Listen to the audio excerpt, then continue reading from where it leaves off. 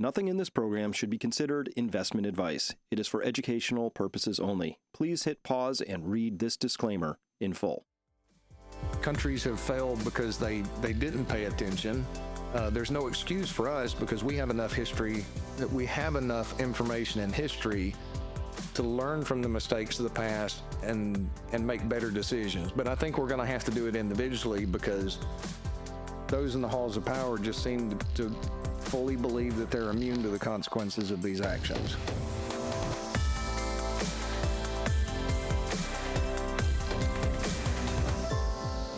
Hello, everyone. Welcome to this edition of Finance U, where we decode the financial spaghetti that's out there and help you understand it. We're going to walk through it carefully today. Very, very special episode today. We are talking about China. Some big warning signs coming out of that. What do they mean? But most importantly, how do you invest when everything is stupid expensive? That's the environment we're in. It takes a lot of very, very special care to navigate a moment in time like this. And if we have time today, we're going to talk about the rescues that have happened in the market. Everybody's gotten used to them. The question is, will the markets be rescued now that it's Trump in charge? Does that change anything? And if it does, what does that imply? To help us decode all of this, Paul Kiker of Kiker Wealth Management. Paul, so good to be back with you doing this. Good to see you, Chris. Always a pleasure. Yeah, likewise. Well, the year is certainly getting off with a bang. I mean, there's been some creaking, popping sounds out of the markets. The first thing I want to talk with you today about, Paul, though, is, and again, this is what we're going to cover, is this: what is going on in China? I'm sure you've seen this 10-year Treasury yield rate for China. It's crashing. It's down at 1.6%. The United States, call it 300 basis points, 3% higher than China. That's crazy. On 30-year government bonds, you got China in blue over here. Let me get my little lasery pointery thing out. You got China in blue, Japan in green. Japan's 30-year debt now yields more than China. This is crazy in the sense that it's never happened before. And what I got from the Kobayashi letter here that I wasn't aware of is that China's bond yield has declined by 215 basis points. Why? Because they've experienced 6 straight quarters of deflation, the longest streak since 1999. What do you make of this, Paul? We're going to find out very soon, but it's quite interesting. It's very interesting to me that the yields in China are lower. So if you just look at it from a default risk standpoint, are investors telling us that China has less risk than the United States with our yields creeping higher? That's a good question. I don't know. I mean, in the halls of the institutional management, there's probably people cringing over the fact that I asked that question. But that tells us that there's some serious issues. I mean, globally, I don't see how in 2025 that the near entire global economy outside the United States being in a recession, on the verge of a recession, doesn't pull the U.S. into it.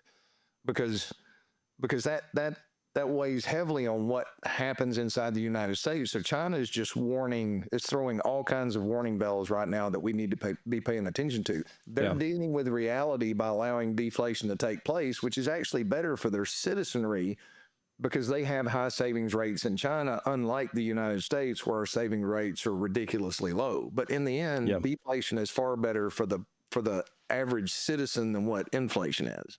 Well, the concern here is that it's a global financial system now, and that, as goes the United States, as goes the rest of the world. But this is true for China now, too. So if China's really in deflation, that plunging government bond yield, to me, Paul, says that the financial market in there is suddenly realized that China's in deep trouble. Like, that's normally what you see when you get into a deep recessionary environment or worse, is people want assured returns of their money. Right? I don't want it with the bank, right? Bank might be offering better yield than whatever that was, 1.6% for 10 years. I'm going to hold it with the government because I'm pretty sure they're going to pay me back, right? So this could speak to a looming big financial accident or something. Deflation is just terrible for financial systems. That's why the Fed won't say it, but they like inflation because it's good for the banking system, not people, but the system. At the expense of the people. So if China gets into a financial accident, could that spread? Yeah, they might have to sell treasuries in a fire sale to fund themselves, or start selling stuff below the cost of manufacturing just to keep the funds flowing, which will be very difficult from a tariff standpoint, manufacturing standpoint. Well, and my question is can they export that deflation to the rest of the world? And they can if they start cutting those prices. Now, it may help corporate profits in the short period of time, but there's always going to be free market competition, as free as we can be. And if Trump does what he says he's going to do and get rid of some of this regulation, now that's going to open up other competitors that are going to take advantage of that to gather business from some of the other areas. And that deflation can come to the United States. So I don't see how, if China continues with this deflation, that it doesn't impact us at some point sooner rather than later. Are you feeling run down, low energy, maybe struggling with extra weight? I don't know, maybe brain fog has you wondering, what's going on? The truth is, it all starts with what we eat.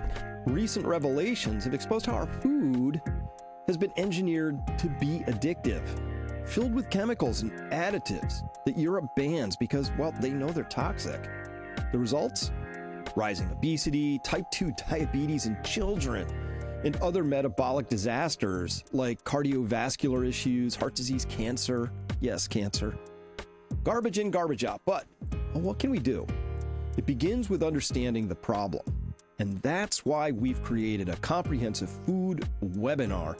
We'll explore the regulatory failures behind this crisis and provide solutions from experts like Dr. Ken Berry. And we'll talk about the war on farmers and food with voices like Tracy Thurman and Robert Barnes. And we're also bringing testimonials, success stories, and actionable tools, all combined to help you take charge of your health again, because it is time. So let's stop delaying change. It's the new year. Time to get healthy. We all want to do it. Our children, though, deserve eating healthy again, and we instill those patterns in childhood. So we deserve better health. They deserve better health. Everybody deserves better health, and we need to be free from the lies and toxic food pushed on us. Health is your most important form of personal capital, and with the challenges we face, economic uncertainty, supply chain disruptions, who knows what's coming in 2025, even potential conflicts, well, being healthy and resilient is critical. And it starts at home with what we eat. Thank you for listening. And now back to our regular programming. This is China's high yield real estate index. So I guess these would be sort of dodgy projects. But wow, from May of 21 to current, a minus 82% loss. If you are an investor in their real estate total return index on a high yield basis, that's a lot of punishment right there. That's a lot of punishment.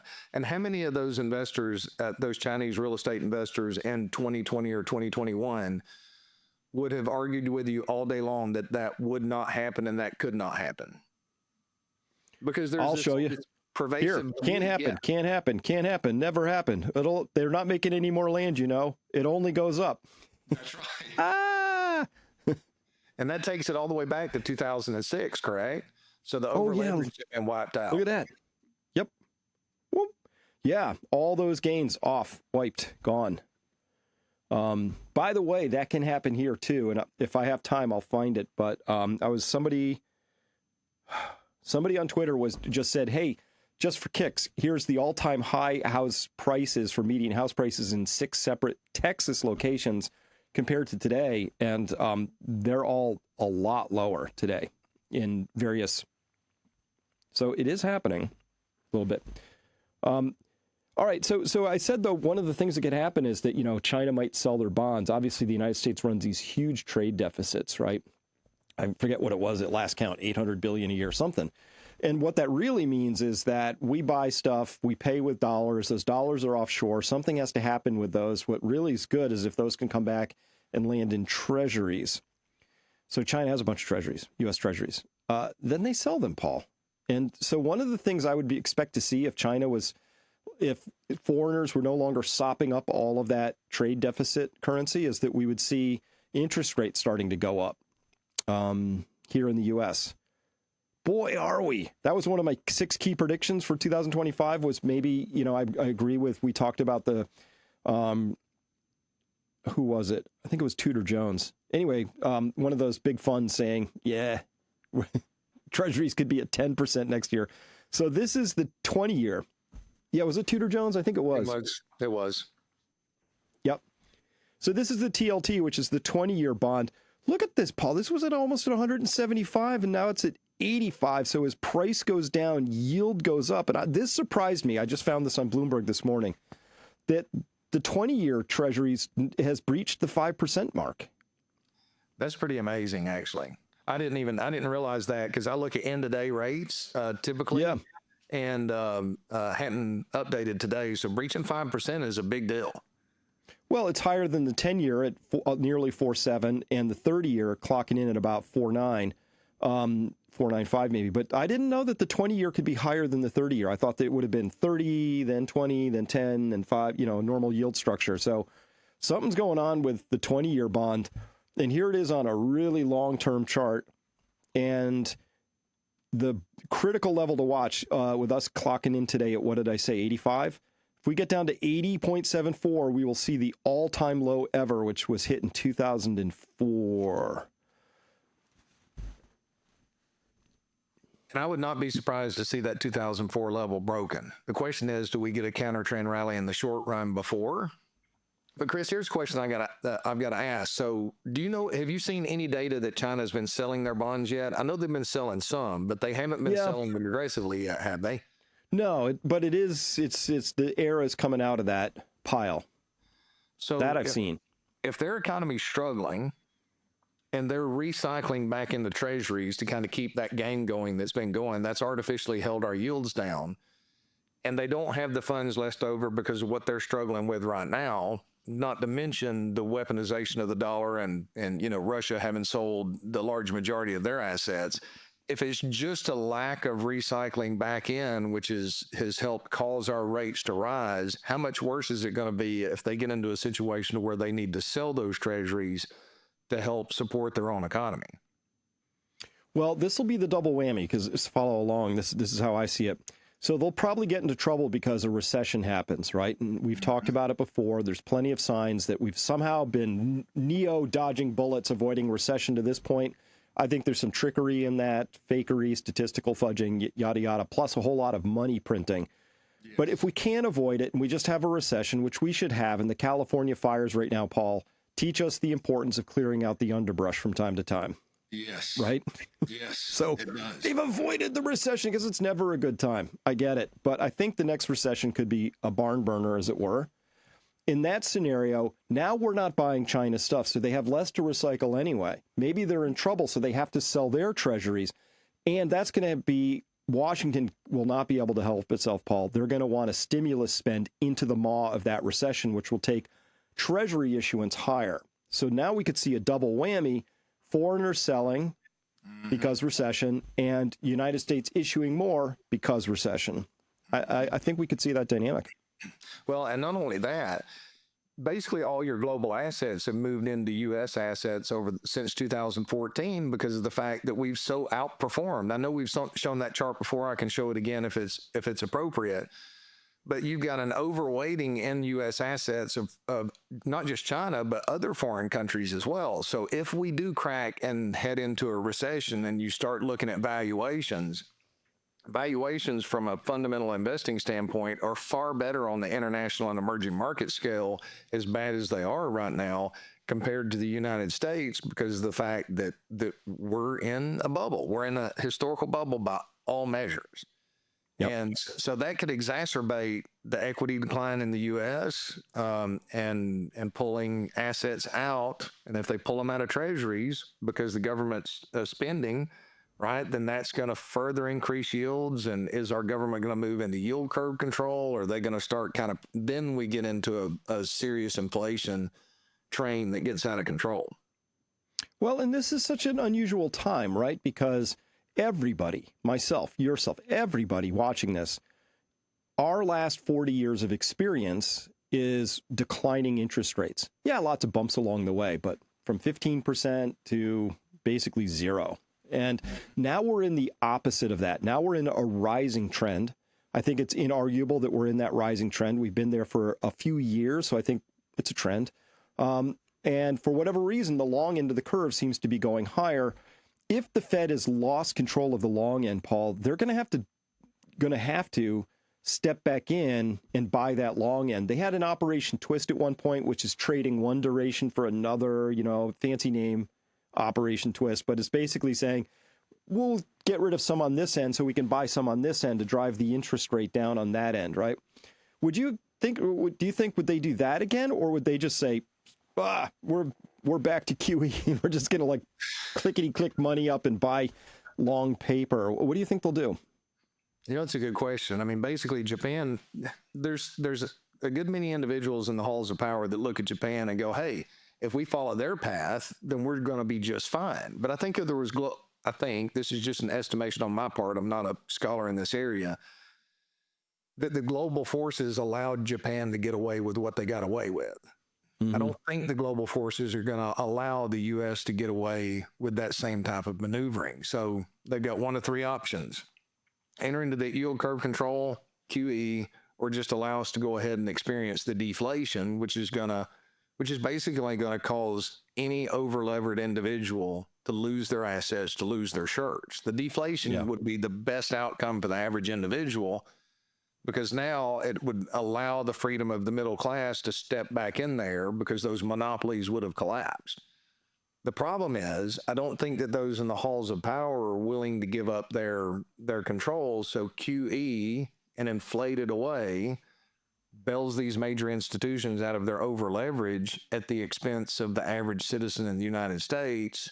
And that might kick the can down the road a little bit longer, but it's still going to collapse, because at some point that system's going to be unstable and fall. So I really wish that we would go ahead and rip the Band-Aid off sooner rather than later.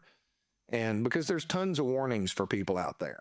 I mean, there's all kinds of signs that we've seen, and you're going to show some more data here in a minute, that this is an unusual period of time throughout history. And the euphoria is so great that as an investor, you seriously need to be considering your exit, or how you're going to deal with the days ahead. Because if it's not completely different this time, then we're completely ignoring all of the warnings of the past. And right there, going back, the history of bubbles in the background, tulip mania to the South Sea bubble, to Tesla, to Bitcoin, to the everything bubble right now. I like that chart, that picture back there, because look, it's cyclical. It's cyclical. This is just something that we go through. We've dealt through in the past. Countries have failed because they didn't pay attention. There's no excuse for us, because we have enough history, that we have enough information in history to learn from the mistakes of the past and make better decisions. But I think we're going to have to do it individually, because those in the halls of power just seem to fully believe that they're immune to the consequences of these actions. Well, it's been a long time coming. So we're going to keep our eye on China, because that could send shockwaves out. Remember, just last fall, Japan sent shockwaves out. The yen was threatening to breach 160 to the dollar, and then the Bank of Japan stepped in, and then they started to lose their long end. This is all it just gets very unstable. So that's what I'm arguing for here, Paul, is that we're coming into a period of instability. Stability begets instability. And so we've just come through a long period of staged, managed stability. I don't think it was appropriate. I prefer the instability, because you got to clear out the chaff every so often. I believe in Joseph Schumpeter's creative destruction.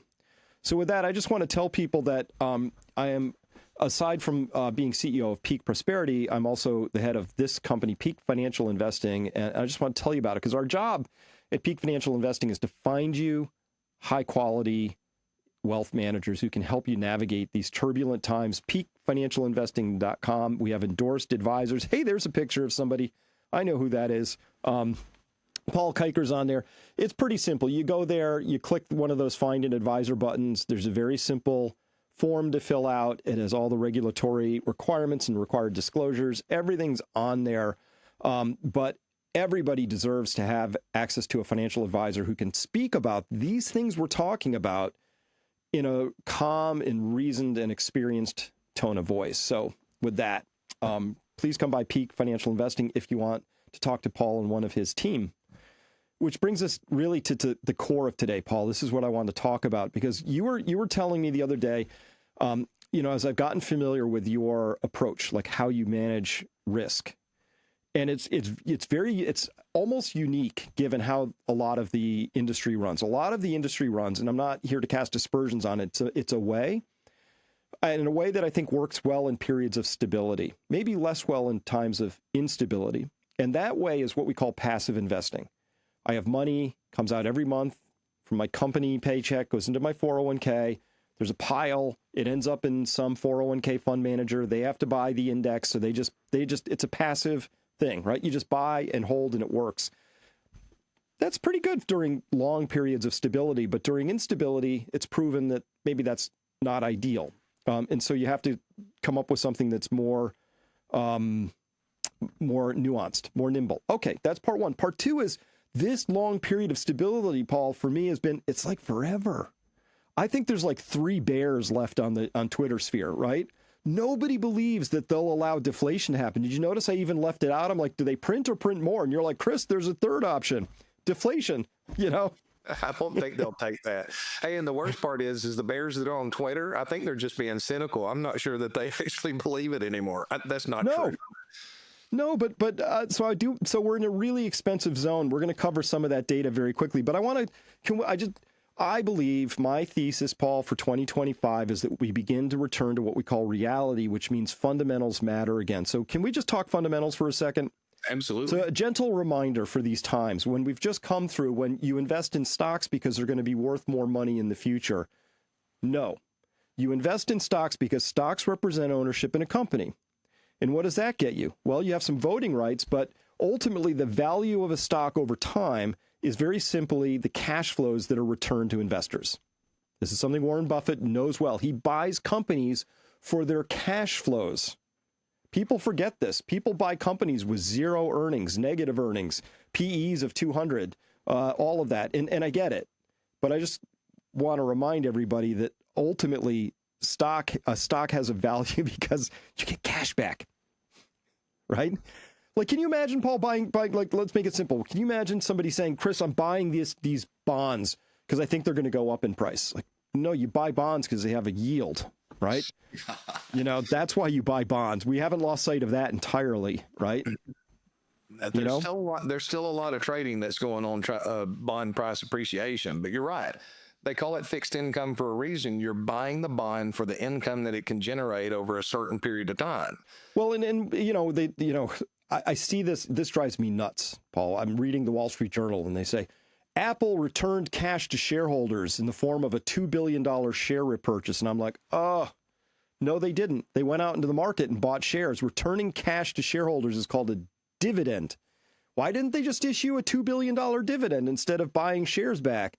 We all know why. It's because they dilute their stock by issuing warrants and options and things to their C-suite people. And then they have to soak those back up. And they call that returning cash to shareholders. I call that executive compensation. You're right. Which is the opposite of giving cash to shareholders. Well, was it Buffett or was it Munger that said, show me the incentive and I'll show you the outcome? Munger. It was Charlie Munger, yeah. So show me the incentive, I'll show you the outcome. So how is the C-suite compensated, or the the important employees in most companies, through stock options? And what does buying that stock back instead of distributing those dividends to the investors? But investors haven't demanded that be sent back to them either. So this is something where it seems to be everybody's playing the same game, but that's not the way it should be. Stock buybacks were outlawed prior to 1982, if I remember correctly. So somewhere in that zone, early 1980s. But I wish that they were banned, outside of an extreme approval process, so that we could get back to fundamental investing and distribute those profits to the investors and the shareholders through dividends. Yeah, through dividends. That's what it should be, right? And to be clear, if a stock has a dividend yield of 4%, I'm basically saying I'm willing to wait 25 years to get my cash back from this company. Mm-hmm. Yeah, that's right. Right? It sure is. So, all right. Beyond that, getting back to this, though. So I'm going to just rip through a few slides here, Paul, and then we'll get to the part of how you deal with all this, because you have the hard job. I just point it all out. You have to deal with it. So here we're looking at the S&P 500, a universe of 500 stocks. This is called a forward price to earnings ratio. So their current price today, what analysts divided by what analysts think their earnings are going to be next year. Okay. And so right now it says that the current level is around, let's call it 23. I know it's just under that, but so that's the current level. And then this is every year the stock market's been open. And so it's asking and answering the question, if the forward PE was, say, 20%, was at 11, what was the total return you would expect for the next 10 years? And if you were here at 11%, it would have been anywhere from a low of about 15% to a high of about 20%, right? Does that make sense? So for any particular, I think you can see there's a very clear trend here, which goes like this. It's not hard, very easy to see. There's a trend which says the more expensive things get, the less 10-year returns you should expect to come off of those. And we're at a current level now, which is associated on average with a 0% 10-year return. Paul, how many of your clients are expecting a 0% 10-year return on their stock portfolio?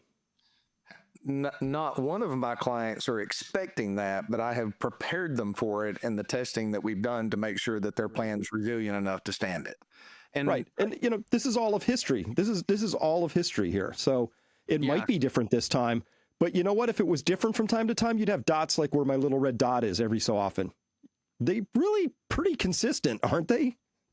They just say that the more expensive a market is, the less you should expect in return. And some of these are actually negative expected returns. We're edging into that territory.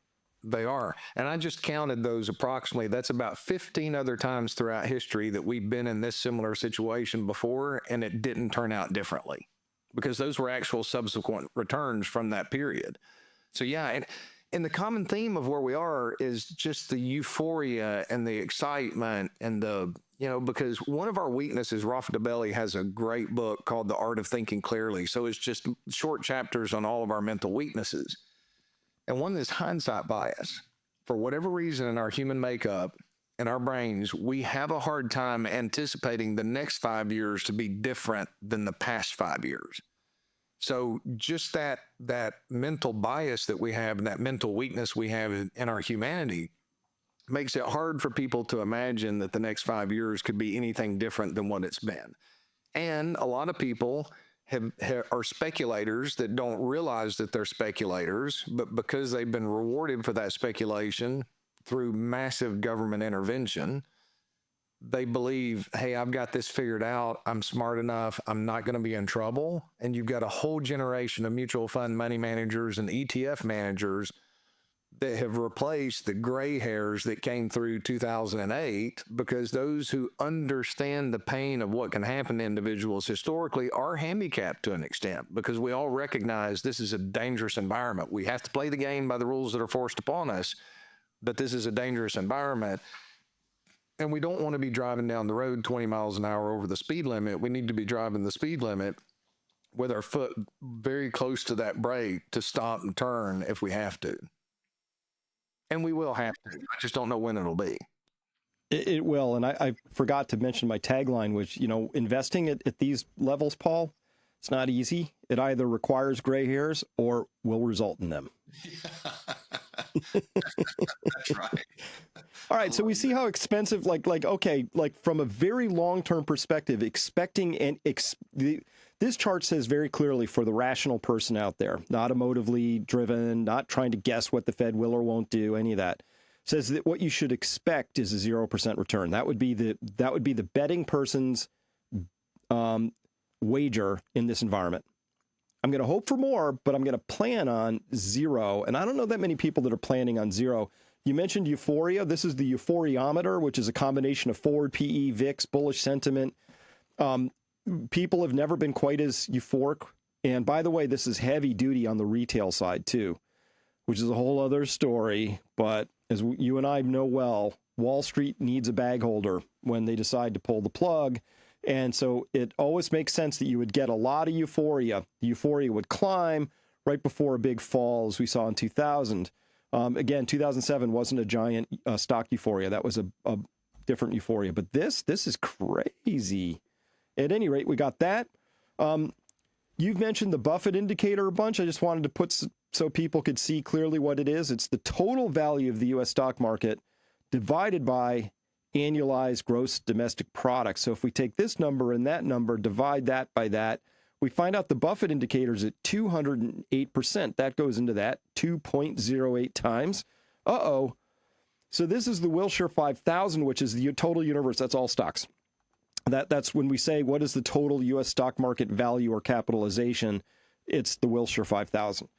So the dot-com bubble, that ratio, the Buffett indicator, got to 140%, was just over 100% in 2007, and today it's 208%. So when we say it's different this time, Paul, it is different this time. We've never been here before. But to put money down there and say, I need this to go higher, well, we don't have a lot of history to work from. No, we don't.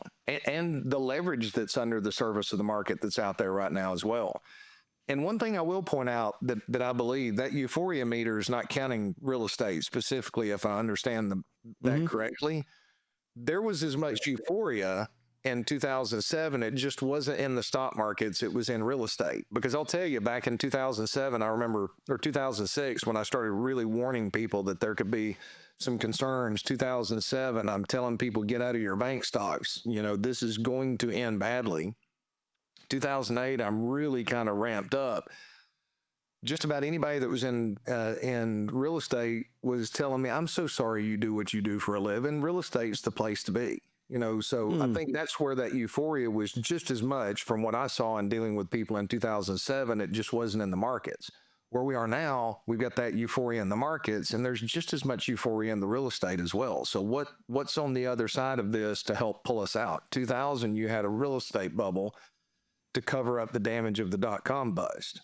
2008, the stock market went down dramatically, but it wasn't so overvalued that it was down 80%. Now you've got a stock value overvaluation, you've got real estate overvaluation.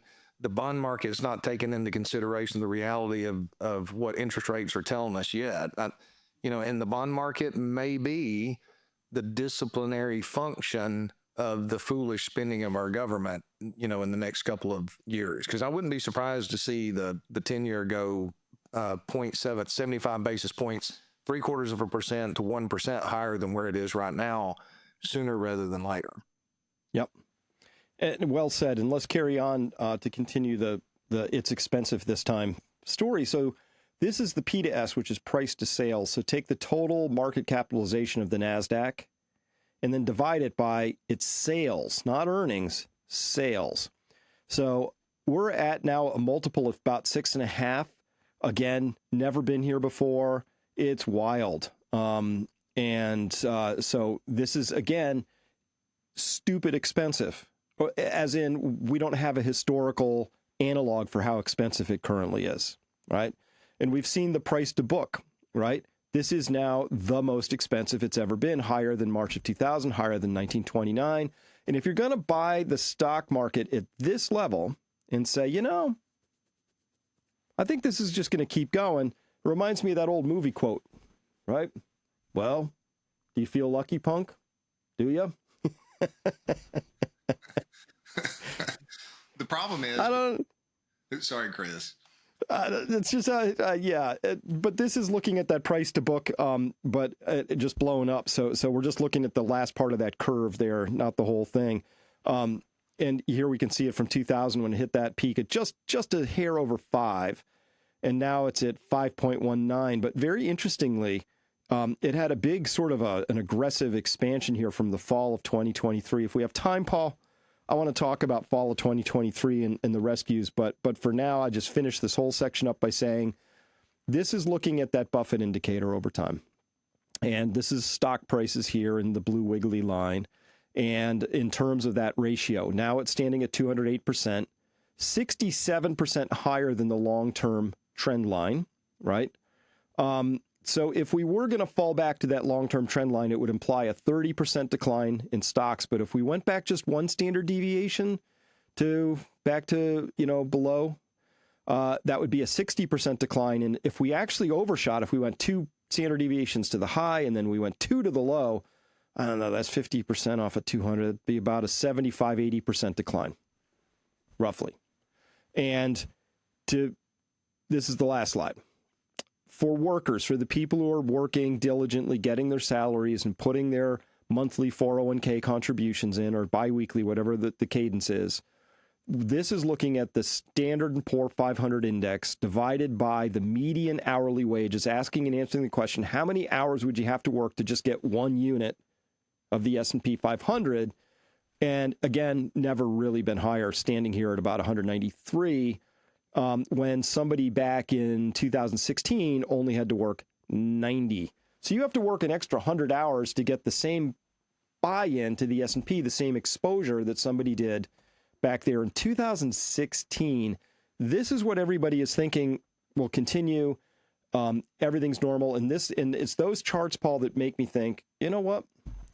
Passive investing had its run, but I think people should consider that it's time to maybe switch ponies in this race. And now here we are at this part of the conversation. So yes, very excited for this.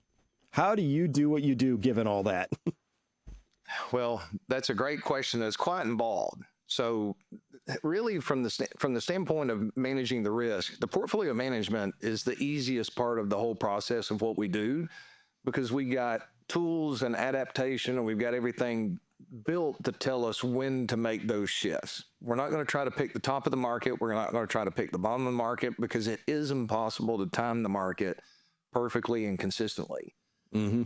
But you can make adaptations in the portfolio to lower risk and adapt those tools to lower that risk when markets are expensive like this. When markets are really, let's say, 2007, 2008, you have to react quickly to lower risk. Once you get into 2009, you can basically pull those risk management tools off for 2 or 3 years after a major decline, because you've got a fairly valued market. So the first thing that we have to do from a portfolio management side is make some adaptations. But before we get there, we have to do the planning with clients so that they understand the journey that they're on in relation to history. So let's kind of talk through that, Chris, and don't let me go too fast, because I want to get to the year by year chart. So just to kind of set the stage for everybody out there, you've heard the term past performance is not indicative of future results. And that is so true. And the time of which you start makes all the difference. And those are forces that are so far outside your control. So what we're going to do is show exact same strategy with different starting years. So the program that we use in the retirement planning process uses actual historical returns, which are called rolling period analysis. So the first thing I'm going to start with is somebody that's the age of 70. We're going to assume that they're going to live to the age of 92. And we're going to start with 1926, and we're going to go forward 22 years. Start with 1927 and go forward 22 years. 1928. And so forth. So we can actually go all the way back to the year 2000 and go forward, because we have data up to 2003 with actual historical performance. Now, what's fascinating before I get into this, our whole industry uses Monte Carlo analysis with all of the financial planning programs.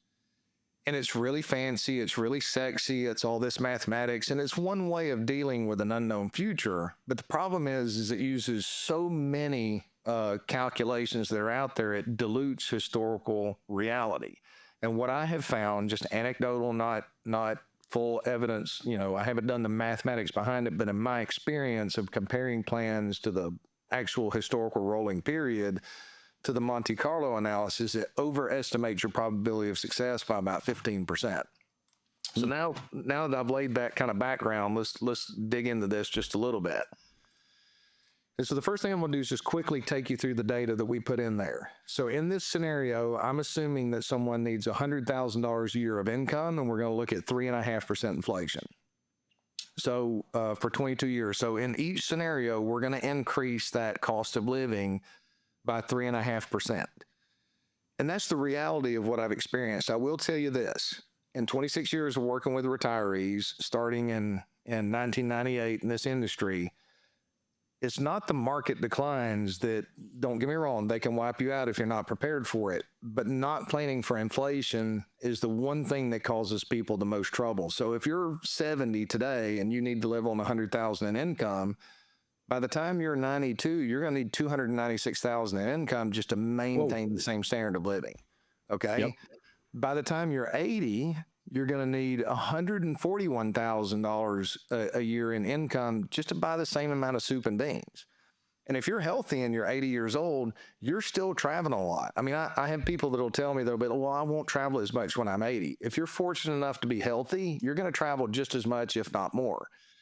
Now, also take into consideration Social Security. I just picked a number, $2,000 a month. But in our retirement analysis, we run a 2.5% increase in Social Security because the unspoken little evil secret is that Social Security adjustments, and I would say prior to 2020, I would say it was 30% less than the actual cost of living. I would say it's half the actual cost of living now. So I'm undercutting that by 30%. So then I'm taking a portfolio. I just picked $2 million. I can take different portfolios, put in tax rates and fees, and I'm doing 60% intermediate government bonds and 40% treasury bills. So in that This is scenario, very safe. This is this person's all on fixed income. Very good. all on fixed income. They're scared. They don't know what to do. They don't want to pay any fees. They put 100% in there. Now, the average person is going to say, hey, I'm 70. I've got $2 million. I can live on $100,000 a year. I don't need to carry any risk. Let's take a look at that throughout history. So when I look at this, it does the calculations every single time. So it takes a few minutes to get through there because computing power is cheaper than storage power. So what it comes out with us in this situation is it tells us that if you live to 92 and inflation is 3.5%, you get a 65% probability of success and Ouch. a 35% probability of failure.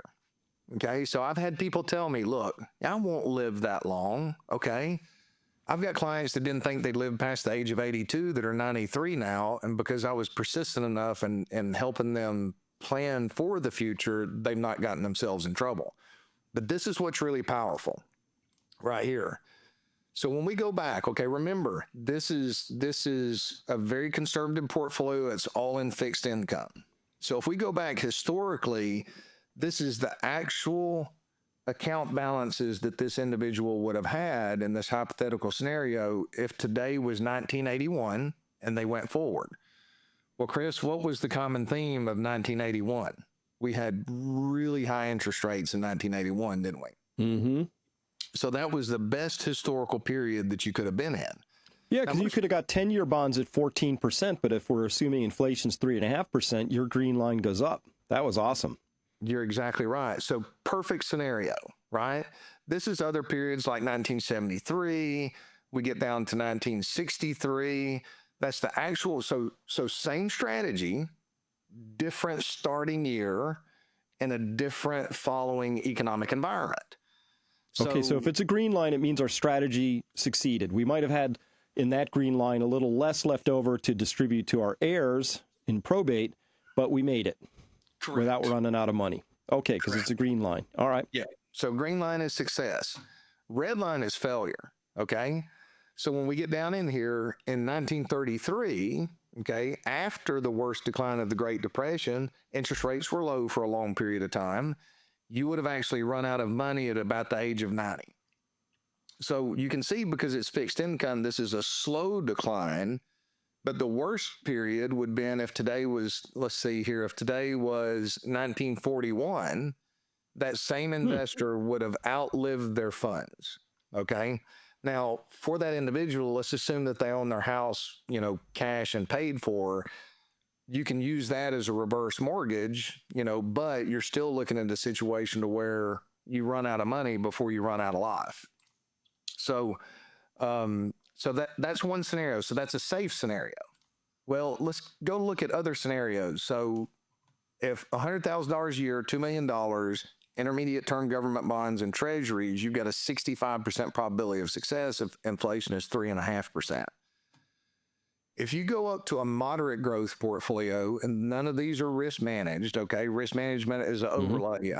The reason we don't run risk managed in the historical back test is what if a nuke goes off in Los Angeles, right? Nobody can prepare for that. God forbid. Sorry, I had to pick a city. So, Or if the new Madrid was to go off in St. Louis, we can't prepare for that. So I still want clients to be able to survive a major decline if it's an event that we can't prepare for.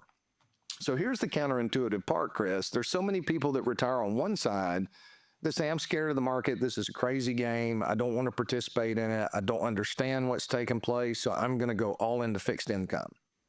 They think they're making the right decision, but if inflation continues going forward, they're actually putting themselves at a greater percentage probability of failing than somebody who does a moderate growth portfolio. So let's take a look at this one. We're going to have some more variability. I haven't changed anything in this scenario except we've gone up to 70% equities in a modern portfolio theory portfolio and 30% in fixed income.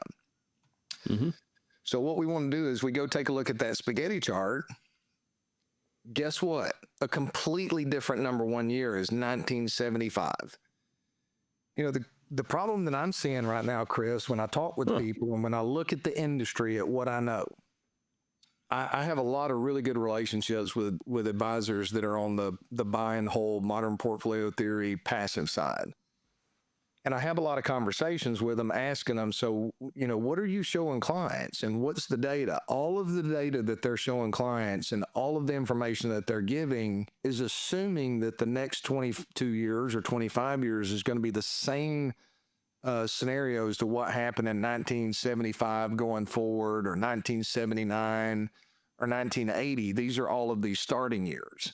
Okay. And then you've got 1976. You've got 1977 and even 1984. So that's a highly unusual period of time throughout history. So remember, exact same strategy, different period of time, different economic environment. If this was after the Great Depression in 1932, you know, you're okay. But what if today is 1929? That individual that's 70 years old would have run out of money by the time they were 88. If they were 60 and retired, they would run out of money by the time they were 78. So you can see 1929, 1928, 1927 are the historical periods of time that it would have taken somebody out. 1926, 1937, 1931, and look at that. 1999 was successful, but barely. Barely, yep. So, you know, one of the ways that we deal with it is to go back and show clients, look, based on your situation, the income that you need, the assets that you have, we count rental property income, we count pensions, we count everything that's there. You know, what is your trajectory and what is your risk? And it's all about balancing out that risk and reward. And once we get a resilient plan in place, then we turn around and implement the investment strategies that will help maximize their probability of success against their unique risks. So if you're an individual that is appropriate to be 100% fixed income, we establish parameters that, okay, if inflation heads at this level or your portfolio gets down here, we'll have to increase that risk. Now, I like to show this because so many investors are much more aggressive right now. It always happens at the top of the market because all they can think is, hey, it is different this time. But one common theme, and this is what I saw back in the year 2000, is so many investors had given up on bonds, they'd given up on value stocks, and you know they didn't want to be in a 70-30 equity portfolio because they felt like this was going to go on forever. They went to a 100% equity portfolio. We think that we can get wiped out going back to the Great Depression. Okay, but in this scenario that I have highlighted right here, if an individual is 70, had $2 million, increased it at 3.5% a year inflation, and was a 100% equity portfolio, and they retired in the year 2000, they would have run out of money at the age of 90. So if they lived beyond the age of 92, they would have been in trouble. And nobody anticipated that would happen back then. So this isn't just a phenomenon that goes back to the Great Depression, this thing in the past that we think that we'll never see again. It goes all the way back to the year 2000. So we don't even have to have this massive Great Depression for people to be unsuccessful right now, because most people don't realize the risk that they're carrying in their portfolios. They're just kind of partying like it's 1999 without the realization that the stock market was getting ready, the S&P 500 was going to go sideways for the next 14 years. So Now, Paul, yes. 3.5%. Let's say I'm a little more bearish than that. Let's imagine that I don't believe the government's 3.5%, but let's just say my personal experience looking at property taxes, looking at prescription drug prices, looking at my grocery bill. Let's imagine that I actually think, for some weird reason, that my inflation is twice that. Now what happens? Well, I don't have twice that at 7%, but I was prepared for that. I've got 5.5%. So one of the things we do with clients, I take everybody through 3.5 and 5.5. And then some people I take through 7.5. The problem is most people would have to dramatically alter their lifestyle at 5.5, at 7.5, but 5.5 can do a lot of damage. So let's go back and look at this scenario. $100,000 a year at 3.5%, very conservatively invested, had a 65% probability of success, versus that same allocation at 5.5. Now they're at 34. So how many of you would walk outside the building that you're sitting in or the car that you're sitting in if they told you that you've got a 34% chance of survival and a 66% probability of being struck by lightning within the next hour? I don't know about you, Chris, but I'd sit in my car for the next hour, right? Yep. Now, where you were at 95% before in a moderate growth portfolio at 3.5% inflation, now you're at a 79% probability of success. So you are more successful in a more aggressive portfolio at 3.5 and 5.5% inflation, but you still have to consider that situation and build in some extra alternatives. So what would I do? And if you're at a 100% equity portfolio, you're at 74. So 5.5% inflation can be absolutely devastating for those who haven't planned for it and haven't prepared for it. So what I try to do when I'm working with clients, go ahead. No, I'm sorry. I just want to see some of those spaghetti charts here. Maybe for the 34%. I mean, are we crashing and burning 10 years into our program, or is it like what's happening? Oh yeah. Let me go back. I hit the moderate growth, so I'm going to have to go back just as soon as this is done here. Well, we can look at that one. That's fine.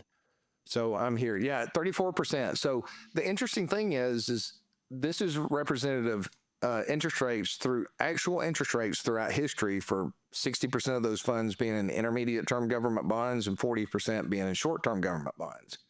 So with the interest rates that were paid, earned, and let's assume that the government, continues to have a heavy hand over interest rates. In 1946, a 70-year-old would have used up all of their assets by the age of 87. And it, there's not much variability because it's a slow decline. Well, Chris, here's the same thing that I saw. I mean, I've had people come in 2014 and 2015 who bought 7% CDs in the year 2000, and they were giddy that they missed the market decline. And then by the time the year 2014-15 came, they'd had 0% interest rates for 4 or 5 years, but their cost of living had doubled over that period of time. And then they had to make massive revisions, and most of them had to make massive lifestyle changes, sell the home that they did hope that they would never have to sell, and downsize at the age of 80 because they were healthy and might live another 12 to 15 years. So yeah, you can look at that and see if it was the year 2002 and you were conservatively invested, because that's 2002 right there. And the reason that you would have failed is because interest rates hit zero for such a long period of time, and you had to increase your income. You're either going to have to use those assets up to maintain your standard of living, or you're going to have to completely sacrifice your standard of living to preserve those assets. Because of poor planning, there's going to be pain to pay at some point in the future for the individual who took this path in the year 2002. That makes sense so far? It sure does. Yep. Okay, so let's go look at that moderate growth. You can stop me, Chris, if I'm beating this to death. I love this data because I'm telling you, the clients that I take through and I do this with, they have a peace of mind, and they consistently tell me that they have a peace of mind. Not that they still don't worry about all the things, but they know that they've done everything that they can prudently do to put themselves in a position of success. So if we're at a 5.5% inflation with moderate growth, look at this. If the valuations that we have today and you don't have a strategy that can reduce your risk, okay? So if you're passive, you're a long-term buy and holder, you're never going to sell, you're not going to make that mistake. Okay, if you have convinced yourself of that and you're ignoring what's happened when periods of time throughout history that the markets have been this expensive, then right here's exactly what happened in 1929. Okay, I'm a long-term investor. I'm gonna buy and hold. Now you're down 70, 80% in the overall markets. And then by 1934, the market bounces a little bit. Then you have this big decline from 1937 and the 1942. And then your portfolio's done and you're out of money by the age of 84, 14 years into your retirement. So what if you're 60? What if you've done great? Hey, I've been a great investor and I'm aggressive and I can handle this volatility and I'm going to retire at 60. And you're drawing 5% off of that portfolio and you have to increase for inflation and it's not completely different this time. What are you going to do if you're 74 and you run out of money because you weren't aware of what would have happened historically for that lack of knowledge? And not only that, you're talking right there's the year 2000, Chris. So if you were an investor that retired at 5.5% inflation in the year 2000, you're 60, you're out of money at 78. Guess what? I didn't have any clients that experienced that by God's grace, but I've talked to a lot of people that have come in and said, hey, you know, is there some miracle that you can work? No, there's not. You got to sell your house and downsize or do a reverse mortgage or dramatically cut your standard of living. You can't take those trips you wanted to take anymore. And it's miserable. It's heartbreaking for me because I saw people that still had the health to be able to go do these things, but because they didn't understand history and they were convinced in the midst of that 2000 euphoria that it was different this time, and they've suffered the consequences. But those people get pushed to the back. You know, that's not somebody that CNBC brings on there because it doesn't sell stocks. It doesn't sell mutual funds. It doesn't sell. You don't hear about those people. And they're certainly not still at the country club telling you about what happens because they can't afford to be at the country club anymore. Yeah. So anyway, I hate to get on my soapbox, but right there is 2002. Right there is 1963. Well, where's let's put 2000 on there. Can you find 2000 for me? Yeah, right there's 2000. Can you see that, Chris? That one, 2000. Yeah. So all the charts we just reviewed prior to this section, right, where we said it's not just expensive, but these are the most expensive ever. Our closest historical analog is going to be that red line right there. Yep. We're basically starting at that red line, only maybe even more expensive right now. Correct. But everybody's expecting, because they're advisors on the passive buy and hold side who don't study history and understand it, are saying, hey, this is like 1975. You know, Trump's going to be just like Reagan was in 1982. We're going to be great. Well, it's possible. It's possible. But your advisor ought to be able to answer the question when you say, tell me how I'm positioned the way I am. Tell me how that would perform historically, given current valuation levels. Yes. What are my odds? They should be able to answer that question. It's a very obvious question, right? It is. It's a very obvious question. And unfortunately, it's something that our industry just doesn't do. And look, I understand that Monte Carlo analysis utilizes that, but Jeff, Manry, the creator of this program, and I tell him, I talk to him all the time. I'm like, what you have done and the program that you have created, I pray that I leave a legacy that's that impactful in people's lives, because the tool that he created, you know, going back to 1991, because he had seen so many problems of people coming out of the 70s. And even though the 80s were great, people were having trouble. So he was a student of the markets. You know, he explained how Monte Carlo even puts in some dampening of the volatility in there. And look, I can't tell you how many people have come in and I sit down with them and I'm like, look, you have an 80% probability of success if you retire today. And I don't feel comfortable doing that considering the markets are high. If this was 2009, I'd feel a little bit more comfortable because we've already got that overvaluation behind us, or maybe, 2000, 2002, 2009. And they're like, well, I went to so-and-so and they're telling me I've got a 95 or 100% probability of success. And I go look at it and it's a Monte Carlo analysis simulation. And look, I understand we have an unknown future, But if I have Monte Carlo simulation versus a historical rolling period analysis, I'm going to choose the historical rolling period analysis. And I can't remember the name of the individual. There's a famous mathematician. I can't think of his name right now, out of Canada, that's done a lot of studies on this. That I've got a couple of books, Unveiling the Retirement Myth, and a few others that are powerful that point this out. And do you really want somebody giving you all kinds of sunshine and rainbows for your retirement? You want to have the reality of your situation and make those adaptations now. And I can't tell you how many times there's two things that people don't know. When I send them the questionnaire, 90% of people send back, I really don't know how much I need to be able to live the lifestyle I want in retirement.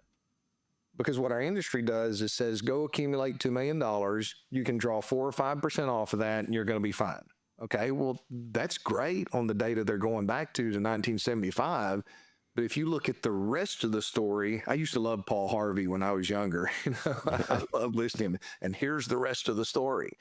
Maybe that's what's wrong with me today. But that's it. But it helps me help clients. Let's put it that way.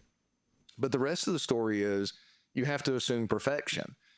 So, I get to meet with clients and I'll say, okay, here's where you are. And then they spend some time thinking about it. And once they understand how important that number is that they need to live on, they come back to me, well, I actually need a little bit more. Because what you don't want to do is get into retirement, think you can live on $100,000 a year, and you're actually spending $150,000.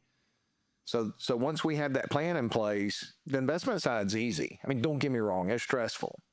Mm-hmm. But especially in an environment like this. But those tools, it's pretty clear. When it says you need to sell, as a fiduciary, we sell in lower risk, park it in treasuries. 2022, it had us reduce risk. I looked, Chris, to buy TLT in 2022, and they said, nope, TLT doesn't look good. So we parked it in money market, and we took a lot in treasury money market, and I took a lot of heat over that from some clients. But I just explained to them. I said, look, this is what it's telling us. Let's just wait and see how this unfolds. Give me 3 more months. Give me 4 more months. When I don't know what to do, we're going to park it in something safe. Mm-hmm. In hindsight, that was a good decision. And only with the benefit of hindsight do we know. The thing about doing this plan to help people prepare is we can use the benefit of hindsight and estimate to the future, so we can say, okay, what type of environment is it historically that would have wiped you out and caused you to be unsuccessful? And Chris, we just showed the exact same type of environment we're in right now is the one that would have caused people to be unsuccessful historically. So you have to assume that it's completely different this time. And if somebody chooses to ignore it, I mean, I've had clients that have had a 50% probability of success, and I'm like, I would not retire if I was you. And they're like, hey, I'm good with a coin toss. Okay, well, now we know. I know what I got to deal with. And here's how we're going to, help you walk the path that you're comfortable walking on. Well, that's really important. I just love that approach. By the way, I find it calming, but that assumes somebody has $2 million, right? So not everybody's in that particular situation, obviously. So, but given that, I mean, when I look at this, and I know that it's calming because you say, look, for the most part, you really still have a really good chance of success as long as you are managing the portfolio appropriately given the environment. But if this comes to pass right here, I could easily imagine 60, 70, 80% declines from here if they allow it to fall, right? They may decide to pump it, but if they decide to pump it, Paul, that's fine. The stock part stays up, but then inflation also goes up, right? Exactly. So it's kind of like pick your poison. When you're this expensive, there's really no easy way out is what I'm trying to say. They could make it look good, but it's not actually good. Remember you and I talked about this? The Venezuelan stock market went up 600,000% over a period of time, which was great. Unfortunately, inflation went up 2 million%, so it wasn't great. So given all those moving pieces, you had a chart that we saw before that was looking at this with same sort of a thing, right? Yes. But looking at I want to ask and answer the question, what if we went back to fair value, right? Which is a price to earnings ratio that would be represented. My dad would understand what he was looking at, right? Something like 10 or 11 or 15 or something like that. So What is this chart? Can you explain that for us? Yeah, let me hit back. So this is a chart of the S&P 500, and I just titled it PE ratio 2. S&P 500 on a monthly basis, line chart going back to 1925. So the dotted lines here, the red dotted line is a price to earnings ratio of 20 for the S&P, which is considered overvalued. Blue is blue dotted line is an S&P price to earnings ratio of 15, and the green is a price to earnings ratio of 10. So one thing we notice is going back to the Great Depression, market briefly stayed overvalued. Of course, earnings went down. Look at this. The interesting thing is earnings went down during the Great Depression, and the market hugged the overvalued line until it cracked and hit undervalued in 1932. So then we stayed undervalued after World War II. The market actually bottomed, if I remember correctly, after it reopened on the bombing of Pearl Harbor. But the market stayed undervalued. Investors get complacent. We get overvalued in the 60s. And then we go flat all the way into 1982. But when inflation surged in 1973, earnings went up, but it cracked the Nifty 50. The market declined, I think it was 47%, if I remember correctly. And all of a sudden it became undervalued and stayed there for some time. Now, one thing that I'll tell clients is, look, when the market is undervalued, which we've not seen since 1987, and the last time we saw it fairly valued was 1992, you really don't have to manage risk, right? Because no major declines, and you go sideways for a while, but no life-altering declines occur in an undervalued market. At least they haven't at this point throughout the history we see there. Then we get the year 2000. We go sideways, we were overvalued, but look where we are here. So to pick that number, I wanted to explain that chart through. Thank you. S&P is about 5,910 right now. To get to an undervalued market, which is price to earnings ratio of 10, that's 2002 for the S&P. You're not talking a year. You're saying the number 2002. The number right? 2002, correct, which would actually take us back to about 2013 as far as market level. And that's assuming the earnings hold up. In 2000, earnings went down. Government printed money, and we had housing. Housing was not a bubble before the technology bubble burst. So there was, juicing that housing bubble and bringing that up kind of held the economy up. What do we have to hold us up right now? Hey, even if we go back to fair value, Chris, that's 3004 right there. I know that's hard to see for you, for y'all watching out there, but that's 3004 with a price to earnings ratio of 15. So that's what nearly that actually is a 50% decline, because we're right at 6,000. Yep, same concept, but the far right end of that chart just shows that we're about as overvalued as we've been in a long time, which is something that obviously we've been hammering on here for a bit, right? Just kind of expensive, very expensive, very expensive, very expensive. So that brings us back to, well, Paul, how could it be different this time? I think that's the investor psychology right now, is the Fed will always bail this out with the PPT or whoever's pulling the machinery to drive futures up, over the night, or however they do this thing, slam the VIX, whatever. They got their complicated ways. We have computers now, Paul. We got AI. We have tools that they didn't have before, and we have a very activist Fed that won't let it happen. How do we approach that? They may think they won't let it happen, but we have to kind of look at it in context from this standpoint, because there's always a point of diminishing returns in anything that we do. So if I send my wife flowers on Valentine's Day and her birthday, then I get a big impact. If I send them to her every single day of the year, then she's going to be tired of throwing flowers out and fussing about how much money I spend.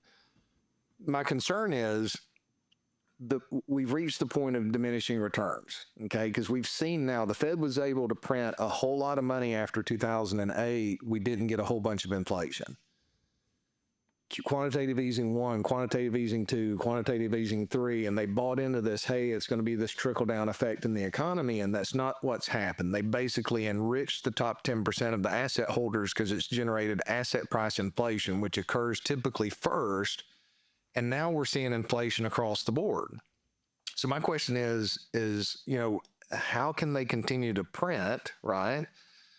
Because we've got an economic backdrop out there where we've weaponized the dollar. That's basically forced the BRICS to look for their alternatives, which we've talked about before, which is the unit. There's nothing stopping that train right now. I just don't know if it's 10 years or 15 years, but they're moving in that direction because they're not going to make the same mistake twice to be in a position where they can get the boot on their neck again. So that puts us in a weaker position. So who's going to absorb that money? So what if they start printing all of this? China chooses deflation. They get on the other side of it. We choose to print money, okay? And I don't think we're going to end up like Japan in that circumstance, but we print money. The rest of the world decides to pull all the dollars that have circulated into our markets and into our asset classes out. Now we've got a falling dollar with everything manufactured outside of our country and a government that's trying to print money. That's a hyperinflationary holocaust that we could ultimately end up in. Now, is it going to be hyperinflationary? I don't know. But I would assume that it's going to be above all measures of historical inflation for a much longer sustained period of time than what we saw in the 1970s, because this is a completely different economic backdrop right now than what we had in the 1970s. Can you pick holes in that kind of thought process, or how do you see it unfolding, Chris? Well, yes, I'm not picking holes in it. I'm saying I understand it because, and maybe I'm just going to be that guy who's just like desperate for return to some fundamentals, but fundamentals matter. I think that you can have long periods where fundamentals don't matter. We call those bubbles. You have a chart of them behind you over your head there. And they happen. And I have to understand those from a psychological perspective, right? This has been well characterized. People were writing about this in Cicero's time, the tulip bulbs, Charles Mackay in the 1850s, right? The popular delusions and the madness of crowds, right? And we had railroad bubbles. It's a human thing. That's a psychological thing. At the end of it, though, there has to be some fundamental squaring of things. Like, what did Ayn Rand say? You can ignore reality, but you can't ignore the consequences of ignoring reality. So for a long time, our leadership and our feckless, financial press has been busy ignoring reality, right? I can't remember a single press conference where any journalist has ever asked the Federal Reserve an appropriate question, which is, what's your exit strategy? I see you printing. How do we get out of that, right? How do we get back to normal? And you can't. And along the way, so this is amazing, Paul. This is amazing. So this is in this weekend's Wall Street Journal, right? And they say here, what happens when a whole generation never grows up? So they're looking at Gen Z, and of course this is probably written by some non-Gen Z or a boomer because, they make it sound like these kids are just complaining today, right? And they go through some of the things that are happening to these poor kids today. Blah, blah. They're living at home. They're not starting families. They're never getting married. But they say right here on the second page, they say, in many ways, this age group is in a better place financially on average than their parents were at this age. The problem is they don't seem to know it. So detached from the reality. They must not have any average American citizens within their sphere of influence or as a friend to actually think that's the reality of the situation today. Or you have to believe the government statistics. I mean, on paper, inflation's not that bad. But if you get out in the real world and you actually go shopping and you understand that. I was, we have got a car, our Pathfinder, it's 2016, it's fine, it's in the shop right now, but, eventually, sooner or later, got to start thinking. So I looked at new car prices. Well, everything's 50 grand or higher. Yes. Like the last time I went car shopping, you could still get one for 30 grand because that was 2016, right? How it? Yeah. Like, and if you want like a decent truck or something, I mean, we're talking 6 digits now in many cases. Without breaking a sweat. You want a really nice car, we're talking what I consider high 6 digits, $150. It's crazy, you know? It is. I won't even tell you what my first house cost, right? Less than that, right? So shaking fist at cloud, right? But no, I mean, I really get annoyed and if not angered, if not infuriated, because the Federal Reserve created the conditions which threw that entire generation under the bus. Mm-hmm. And now they're the ones who, so you gave us a 70-year-old in your planning thing. I'd love to have this conversation again, but let's start at 25 or 30, right? Oh, yeah. Now they have time on their side, but they're also investing at the most expensive time ever. So they may have to, thanks Fed, I might have to wait 20 to 30 years to begin to have returns again. Mm-hmm. That's a long time to wait. And that's barring something else goofy not happening, like a world war or something. Exogenous like that, right? But so I think it's really tricky, and I'm annoyed by articles that are written like that because they have nothing to do with the actual reality that people are experiencing right now. No, they don't. And it's a judgment and it's an arrogance because they don't really understand the reality of what's taking place. So I got in big trouble in Sunday school. I guess it was about 6 months ago or so, because I was giving a talk about financial prudence and management, and the guy that I love very much kind of made the comment like, these kids today, they just don't have the work ethic. Now that's true. There are kids out there that don't have the work ethic, but then he goes on kind of talking about a situation with a young couple that's working hard. They're making sacrifices, but they can't buy a house. He's like, they're making more money than I was back then. And, they just need to sacrifice more. And I just kind of really just unloaded all of the data that we had and said, I'm sorry, but you baby boomers are completely detached from reality, right? I'm completely detached from reality and from what our kids are facing. My wife and I came out of college and bought a decent 3-bedroom, 2-bath home. Now I think it was like 1,400 square feet, but we paid $47,000 for the thing and turned around and sold it for 65 2 or 3 years later, and then stepped up from there. And there's kids that, yes, technically they're making, I know 23 and 24-year-old kids with work ethic that have their head on their shoulders that get out there and actually make some sacrifices that are making some ridiculous amounts of money starting out compared to what we did back then, but they still can't afford the average home that's out there now because they've got school debt. Cars are ridiculously expensive. I remember buying a really nice car for $5,000 that was reliable and took us places. You just can't find those. A good used car now is $30,000. I know there's some cheaper than that. I'm just talking about a good used car or more. So, there is this, it's hard for them to understand. We had manufacturing here. There was more freedom. There was less regulations. There was less taxes across every aspect of the board. Healthcare insurance was much more affordable. Kids coming out, my son's getting ready to have to turn, he's turning 26, so he'll come off of the family plan. You're looking at $1,000 a month. That's something that they didn't have to spend that type of cost in the early 1980s. So yeah, my concern is they're completely detached from the reality of the situation in those positions, and those authors are writing that.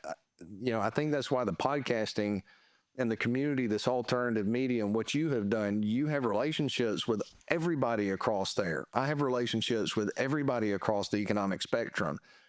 And because we care about people and we care about the truth and we care about the fundamentals and a path that's sustainable and hands off to the next generation, something better than what we received, we recognize the weaknesses in the system, where I think those in the positions that are writing those articles have an arrogance about them that doesn't allow them to see the reality of what the average American's facing, and especially the younger individuals.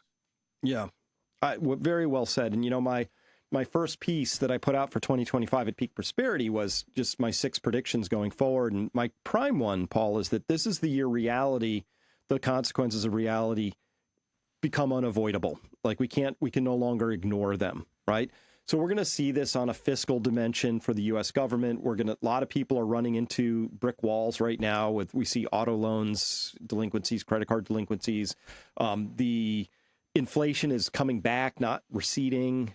There's a lot of things going on. And so they're going to try and do this business as usual can kicking thing. But if the foreigners decide no longer to fund that, we discover real quick that we didn't hit a triple in this story. We were born on third base, and we kind of squandered that moment, diluting ourselves in some important way. So at any rate, I do think this is the year that comes back. And by the way, bad news, good news. Bad news, I think it creates a lot of volatility, which is code speak for I think markets go down potentially, not always up and to the right. I think that real estate corrects a bit because it has to, because it's way out of bounds with what incomes can sustain. And that is the definition of a bubble. A bubble exists when an asset price has risen beyond what incomes can sustain, right? I think we'll see this in the AI space, So with all of that, that's the bad news. The good news is that gives you an opportunity to buy back in at lower prices, which is a much better starting point, right? As you and I have discussed before. So I would be okay with that, which means, though, you have to know where you are in the cycle. You have to set some dry powder aside, not be greedy, pick your moments, be patient. These are all things that are more what I would call fundamental investing styles rather than the latest momentum speculative styles that have really taken root across the landscape. So that's my prediction for this year. Reality comes back. Not everybody's acquainted with the reality. Some of them aren't going to like it, think it's a bad deal, but it is what it is. No, I believe that's a very good prediction. And you're right. This is a behavioral environment. And Chris, the investors who have been unaware of the situation, if you're a listener out there, you're a passive investor, you come across this or a friend sends it to you so that you can listen to it and you're like, wait a minute, I've not heard this. You've been very fortunate up to this point because you've been in a passive area and the government's been able to bail us out to here. But I do believe with you that reality is going to come home to roost sooner rather than later. This is a time to take the path less traveled. When everybody's going all in, we know all kinds of stories throughout our lives and individuals that made sacrifices and took a path less traveled. And it's kind of lonely. It's scary sometimes. Yeah. But that's where true life is. And that's what discipline is on a daily basis. Getting up and going to the gym every morning or saving when other people's aren't, buying a car that's a little less affordable, sacrificing a little bit today so that you can have a better future tomorrow. For some investors, that's going to be sacrificing what you think those returns are going to be over the next 3 to 4 years so that you can walk that path less traveled and be a sustainable position. Because if you're fully invested at all times, then what money do you have to buy with if we do have a 70 or 80% market decline? I don't know if it'll drop that much, but even if it's 50 or if it's 30 or if it's 40, if you don't have any dry powder available to take advantage of it, then you're just going to have to ride through and hope that it recovers as quickly as it did after the year 2000. But that was 14 years sideways, but you've got the risk that it could be 25 years sideways like it did during the Great Depression. And what's that going to do to your retirement if you're 55 or 60 or 65? And that's the most important job I have, is to show people, look, here's the risk you're carrying. And here's the minor changes you can make to make yourself more resilient so that you can have a better outcome than, individuals just trusting the government, which I don't think that any one individual should have 100% of our trust like that, or institutions specifically, and whistling Dixie thinking nothing's going to happen when a baseball bat's coming your way and you're blindfolded because you refuse to open your eyes. Very well said. And I haven't done this analysis in like 10 years, but I bet it's still true. I asked the question a while ago very deeply. I said, hey, during ripping bear markets, CNBC's crying and the New York Times and the Wall Street Journal, it's just red, a sea of red. Paul, it's like there's no hope, right? I asked the question, was it ever true that everything went down? And the answer is no. There are always things that are going up for other reasons, even during the worst bear markets, right? So the key is that instead of playing the market, which on average might go down 20, 30, 40, 50, 60%, once that starts to happen, you start asking the question, well, this will come back in vogue again, right? The defensive rotations, you go to here instead of there during this environment. There are places to be, but I worry that our markets have been pitched to us as if they're this one monolithic thing, which I've complained about because they are. Japanese market, German market, French market, U.S. market, all go in lockstep as one giant monolithic thing, which I think is very bad because there's no firewalls. There's no bulwarks in the ship, the whole thing sinks. It's one Titanic, but even within that context, there are places to be. And so maybe it's true that there are it's going to be a ripping market where everything goes down, but I'd be surprised. And this is a conversation for another time. But I like things that are out of favor a lot. I prefer things that are out of favor. In fact, during a bubble, the majority get it wrong. That's the nature of them. That's just right. how it is. Delusion. So don't be in the majority if you think you're in a bubble and things are at the most expensive ever. But then you got to find. So I can show you sectors today, Paul, that are deeply hated. They're very out of favor. And we'll be talking about those. They're in the commodity space, some of them, right? That's right. I can be vague in this business, right? That's as close as I'll get. But man, there's some things out there I think are going to do really well, even with all of this. But I'm like the kid in the candy store that's my mouth is watering and I'm looking through the glass going, I can't wait to get in there. You know, all I need them to do is just open the door and I'm running in. So I'm waiting on our tools to give us an indication that it's time to buy. And it's like we aggressively move because they are so undervalued. They're just unpopular right now. Yep. Okay, so with that, we're going to have to save that last part for next time, which I'm going to talk about market rescue. That'll be next week. So until then, for everybody, if you want to talk with Paul and his amazing team, please go to peakfinancialinvesting.com. You fill out a very simple form, and what happens next is within 48 business hours, somebody from Paul's team gets a hold of you. You schedule a discussion, and he will take you through that amazing tool and planning process if that seems appropriate and you want to go through it. No obligation, and it's completely free, all of that. But boy, Paul, everybody who's gone through it so far has told me it's been a great thing. So thank you for doing that for people. Really appreciate that. It's my honor. So what it it helps people. It just helps settle them down, and it helps them deal with reality.